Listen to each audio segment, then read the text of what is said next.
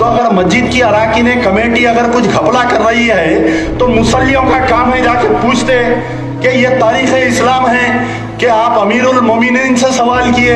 आज आप ये नहीं पूछ रही कि असदुद्दीन ओवैसी का घर जाके देखे आप शास्त्रीपुरम में, कम से कम मैं समझता हूँ कि 100 करोड़ रुपए का घर है। बंजारा हिल में छोटे बाबा का घर है, कम से कम 60-70 करोड़ का घर है। अरे ये पैसा आ रहा कहाँ से, ये दौलत आ रही कहाँ से, जा रहा कहाँ पर, ये नहीं कोई नहीं पूछने वाला।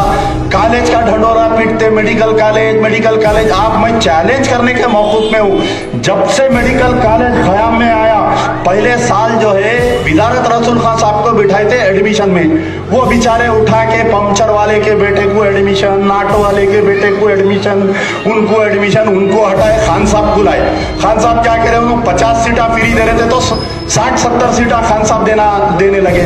उनको हटा के फिर हाजी सेठ को लाए, वहां से मजलिस तरक्की करने लगी, वहां से हालात बदलने लगे वहां से। तो एक सीट आप बतलाइए, आज के दौर में 1 करोड़ 1.5 करोड़ से कम है क्या, बतलाइए सीट आप। तो फिर अब यहाँ कौम पे एहसान कहां पर हुआ बतलाइए। आज अल्लाह ताला विजारत रसूल खान साहब मजलिस इत्तेहाद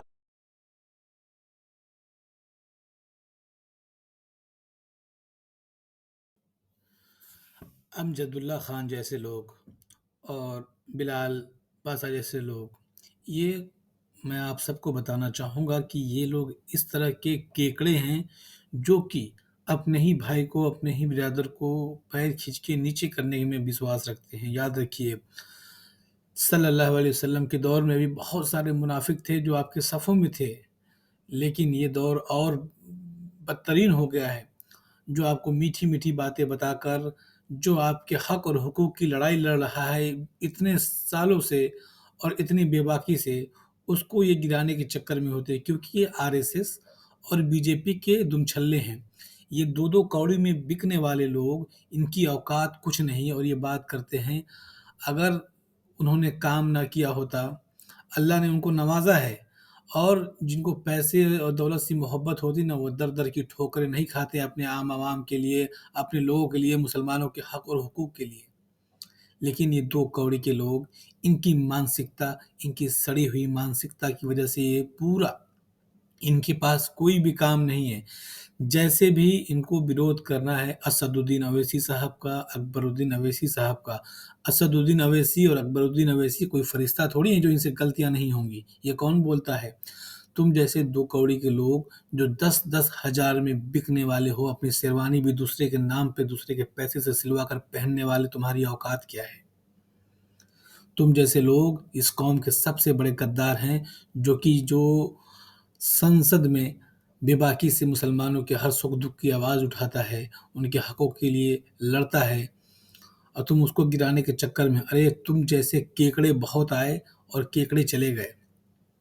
पान खाने वाले, तुम्हारा मुँह से बदबू आती है, गुटखा खाने वाले, तुम्हारी आने वाली पूरी नस्ल की औकात नहीं है जो असदुद्दीन अवैसी और अकबरुद्दीन अवैसी के पाँव के धूल के बराबर भी हो जाओ। तुम लोग को तो चाहिए था कि उनके पैरों के पास पड़ के उनकी खिदमत करे कौम का, लेकिन तुम्हें तो ताकत और सत्ता चाहिए, जैसे उस बिलाल को चाहिए। गुटखाखोर, एक नंबर का मावाखोर। मुसलमानों को इन जैसे 2 कौड़ी के लोगों से बचना है, और मुझे बहुत दुःख हुआ इस बार इलेक्शन में कि अमजदुल्ला खान जैसे लोग को, आप जिस भी तरह आपने उसको वोट किया, याद रखिए अपने मुस्तकबिल को अंधेरे में डाला आपने। एक बार तो आपने खतरा मोल लिया, दूसरी बार अगर आपने ऐसा सोचा भी कि ये 3 बार लड़ चुका है, 4 बार लड़ चुका है, और मोहब्बत में और थोड़ा-सा नरम-दिली में अगर आप आगे फँस गए, तो याद रखिएगा आपका मुस्तकबिल बदतरीन हो जाएगा, बदतरीन जिसे कहते हैं, याद रखिएगा। ये गुलाम लोग हैं, इनके मुँह में लोहे के नहीं, सोने की जाली बाँधी जाएँगी, जो ये कुछ बोल नहीं सकते, याद रखिएगा।